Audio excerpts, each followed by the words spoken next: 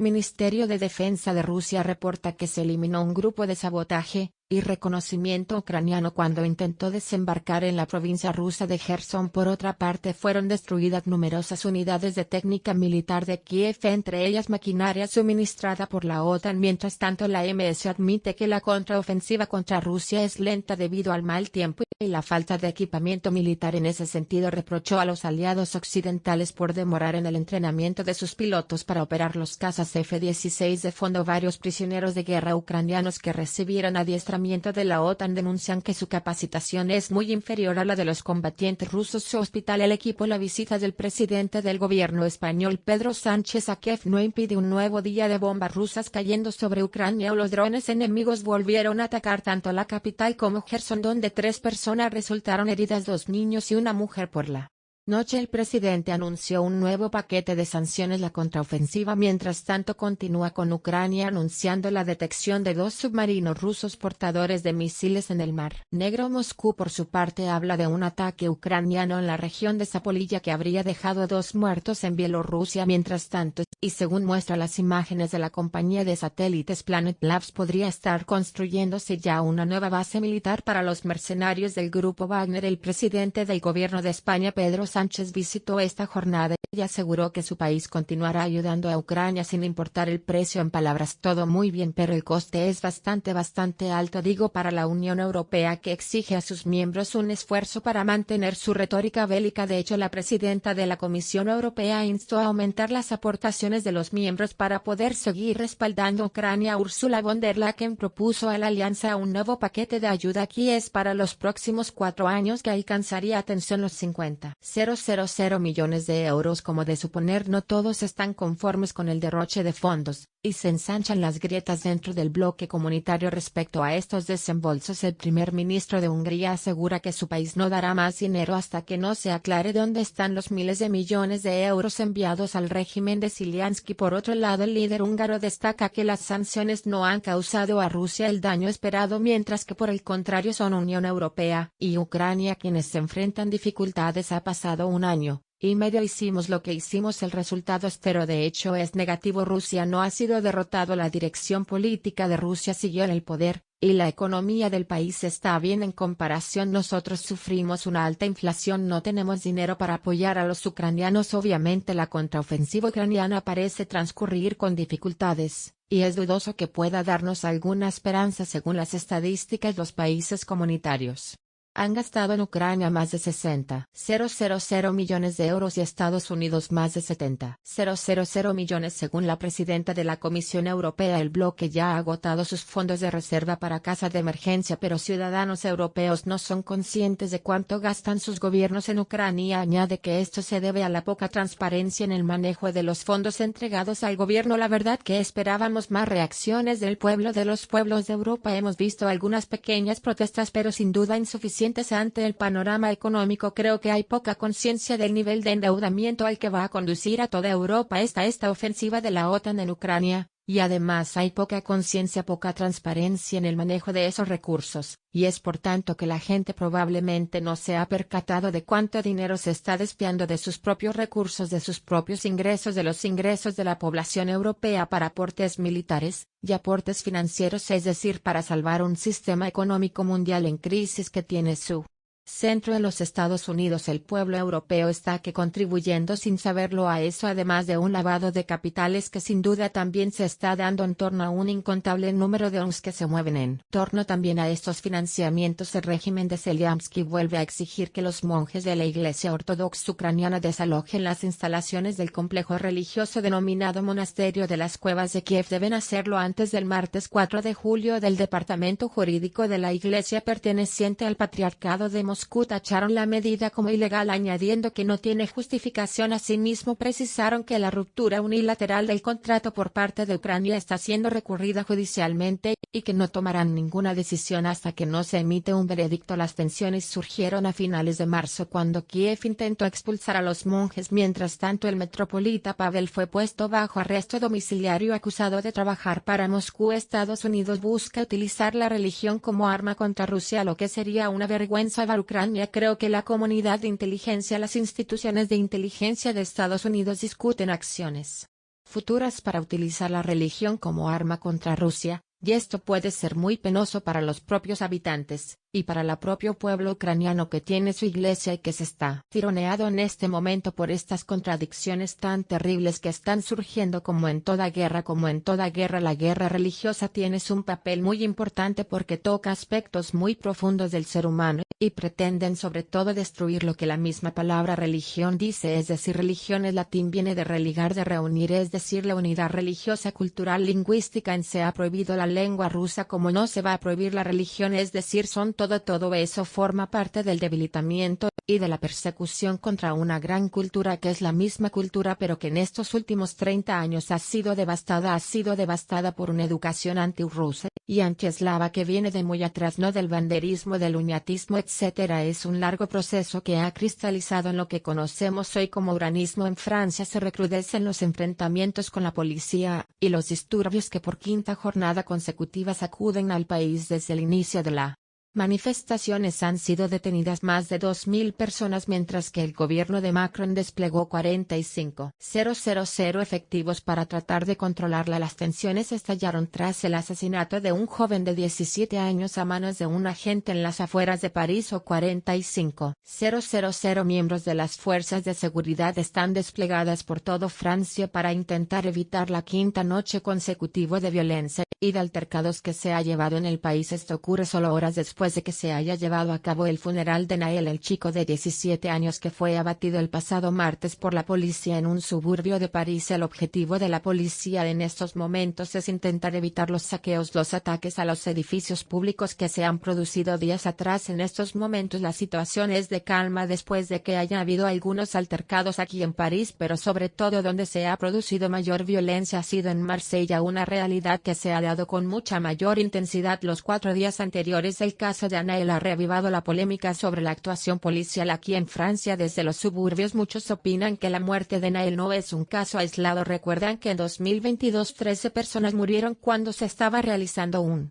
control de tráfico por parte de la policía. Naciones Unidas ha advertido al gobierno francés que debe preocuparse y ocuparse del racismo y la discriminación que existe dentro de las fuerzas de seguridad. El Ministerio de Asuntos Exteriores franceses ha dicho que es una afirmación que no tiene sentido. El presidente francés Emmanuel Macron ha cancelado su visita oficial a Alemania. Mientras tanto, el ministro de Justicia ha hablado sobre lo que cree que es una protesta desproporcionada. Esto es insoportable, ya ha sido suficiente, así que estamos haciendo todo lo posible, y los tribunales están atendiendo a sus obligaciones para dar una respuesta penal, la cual he exigido que sea fuerte y sistemática. Además, trabajamos para procesar e identificar a los revoltosos en Snapchat, y repetimos a los padres que tienen que controlar a sus hijos porque criarlos no le corresponde al Estado. Este sábado hemos conocido una encuesta del periódico Le Monde en donde se ve que el 75% de los franceses está a favor de que haya un estado de emergencia. Por ahora el presidente Emmanuel Macron no lo tiene encima de la mesa, lo está estudiando. Eso sí, la oposición es muy crítica con el gobierno de Francia porque cree que noche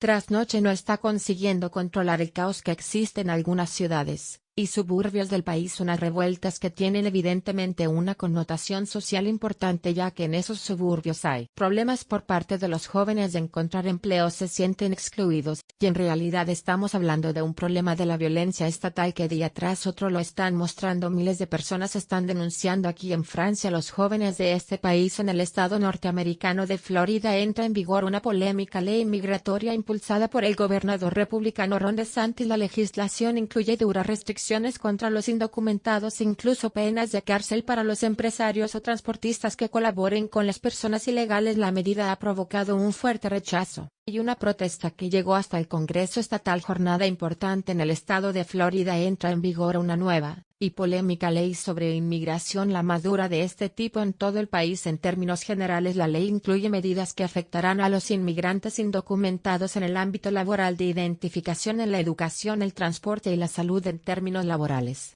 Las empresas con más de 25 empleados deberán usar un sistema federal que determina si sus trabajadores pueden hacerlo legalmente en Estados Unidos. Se establecen sanciones penales para quienes utilizan documentos de identificación falsos o suplanten los de otra persona. Se aplicarán multas de $1,000 al día por contratar a indocumentados. A partir de ahora se invalidan las tarjetas de identificación y determinados carnes de conducir expedidos en otros estados fuera de Florida. Transportar a sabiendas a un inmigrante ilegal hacia ese estado resultará en 5 años de prisión y una multa de $5,000. El transporte de 5 o más extranjeros indocumentados, un menor de edad no acompañado o un contrabandista convicto supondrá una multa de $10,000 y hasta 15 años de cárcel. La ley también exige a los hospitales que aceptan Medicaid que recopilen información sobre el estado migratorio de los pacientes. Informen al gobierno del estado. Aunque la medida no prohíbe la atención médica a los inmigrantes indocumentados, el paciente deberá indicar su estatus o negarse a responder. La ley también proporciona millones de dólares para reubicar inmigrantes en otros estados. Florida no es un